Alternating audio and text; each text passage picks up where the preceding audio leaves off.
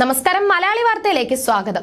ഹമാസിനെ പരാജയപ്പെടുത്തുന്നതിന് ഇസ്രായേൽ ഇനിയും ഒരുപാട് ദൂരം സഞ്ചരിക്കാനുണ്ടെന്നും ഗാസയിൽ ഹമാസിനെ ഇല്ലാതാക്കുക സാധ്യമല്ലെന്നും പ്രതികരിച്ച് ഇസ്രായേൽ മുൻ പ്രധാനമന്ത്രി യഹൂദ് ഓൾമർട്ട് യുദ്ധം ഉടൻ അവസാനിപ്പിക്കണമെന്നും യഹൂദ് ഓൾമർട്ട് ഹാരറ്റ്സിൽ എഴുതിയ ലേഖനത്തിൽ ആവശ്യപ്പെട്ടു.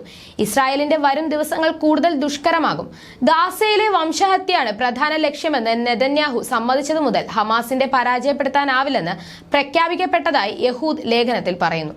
ഹമാസിനെ ഉന്മൂലനം ചെയ്യാനുള്ള ലക്ഷ്യം നെതന്യാഹുവിന്റേത് മാത്രമാണ്. അത് ഇസ്രായേലികൾക്കും വേണ്ടിയുള്ളതല്ല. ഗാസ തകർന്നുകൊണ്ടിരിക്കുകയാണ്. ഹമാസ് പോരാളികൾ ഉൾപ്പെടെ ആയിരക്കണക്കിന് ആളുകൾ കൊല്ലപ്പെട്ടിട്ടുണ്ടെങ്കിലും ഹമാസിന്റെ നാശം അകലെയാണ്. അവരുടെ നേതാവ് യഹിയ സിൻവർ കൊല്ലപ്പെടുകയാണെങ്കിൽ പോലും അത് നേടാനാവില്ല.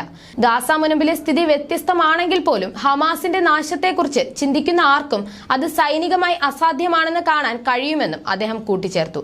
2014 യുദ്ധത്തിന് ശേഷം ഗാസയുടെ മണ്ണിൽ മറഞ്ഞിരിക്കുന്ന തുരങ്കങ്ങളുടെ ശൃംഖലയുണ്ടെന്ന് മനസ്സിലാക്കാൻ ആവശ്യമായ വിവരങ്ങൾ ഇസ്രായേലി ഇന്റലിജൻസിന്റെ പക്കലുണ്ടെന്ന് അദ്ദേഹം വെളിപ്പെടുത്തി. ഹമാസിന്റെ പരാജയം ഇപ്പോഴും കയ്യെത്താ ദൂരത്താണ്. ഒക്ടോബർ 7 യുദ്ധത്തിന് ശേഷം കാര്യങ്ങൾ നിയന്ത്രണത്തിൽ കൊണ്ടുവരാൻ ഞങ്ങൾക്ക് സാധിച്ചിട്ടില്ല. കൂടുതൽ സൈനികർ മരിക്കുകയും ഗാസയിലെ നാശത്തിന്റെ കൂടുതൽ വേദനാജനകമായ ദൃശ്യങ്ങൾ കാണുകയും ചെയ്യുന്നതിനാൽ ബുദ്ധിമുട്ടുള്ള ദിവസങ്ങൾ നാം പ്രതീക്ഷിക്കണം. ചിലത് അധിനിവേശത്തിൽ കനത്ത നിഴലുകൾ വീഴ്ത്തുന്നു. അത് ഏറ്റവും സൗഹൃദ രാജ്യങ്ങൾ പോലും കാണിച്ച പിന്തുണയെയും ക്ഷമയെയും മറികടക്കും.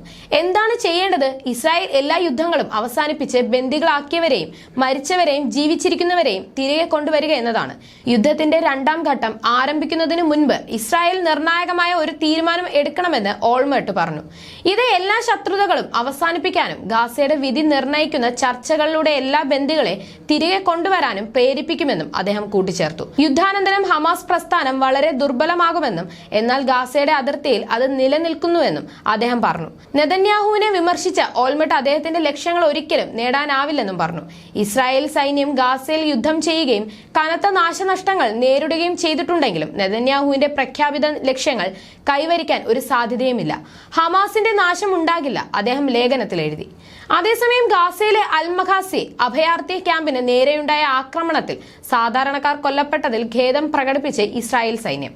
ആക്രമണത്തിൽ തങ്ങളുടെ ലക്ഷ്യസ്ഥാനമല്ലാത്ത ഭാഗങ്ങളിൽ ബോംബുകൾ പതിക്കുകയും സാധാരണക്കാർക്ക് നാശനഷ്ടം വരുത്തിയതായും അന്വേഷണത്തിൽ മനസ്സിലായതായി ഇസ്രായേൽ പ്രതിരോധ സേന അറിയിച്ചു.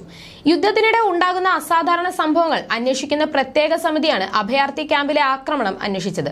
യുദ്ധത്തിന്റെ ഭാഗമല്ലാത്തവർക്ക് പരിക്കേറ്റതിൽ ഞങ്ങൾ ഖേദിക്കുന്നു. ഇത്തരം സംഭവങ്ങളിൽ നിന്ന് ഞങ്ങൾ പാഠം ഉൾക്കൊള്ളും, IDF അറിയിച്ചു. ഞായറാഴ്ചയും തിങ്കളാഴ്ചയ്ക്കും ഇടയിലുള്ള രാത്രി അഭയാർത്ഥി ക്യാമ്പിന് സമീപം ഹമാസ് പ്രവർത്തകർ നിലയുറപ്പിച്ച 2 കേന്ദ്രങ്ങളിലാണ് യുദ്ധവിമാനങ്ങൾ ആക്രമണം നടത്തിയത്. സാധാരണക്കാർക്ക് പരിക്കേൽക്കുന്നത് ഒഴിവാക്കാൻ ആക്രമണത്തിന് മുൻപ് നടപടി സ്വീകരിച്ചിരുന്നു. എന്നാൽ ഇതിന് സമീപമുണ്ടായിരുന്ന അഭയാർത്ഥി ക്യാമ്പിലെ ജനങ്ങൾക്കും പരിക്കേൽക്കുകയായിരുന്നുവെന്ന് അന്വേഷണത്തിൽ മനസ്സിലായതായി സൈന്യം അറിയിച്ചു.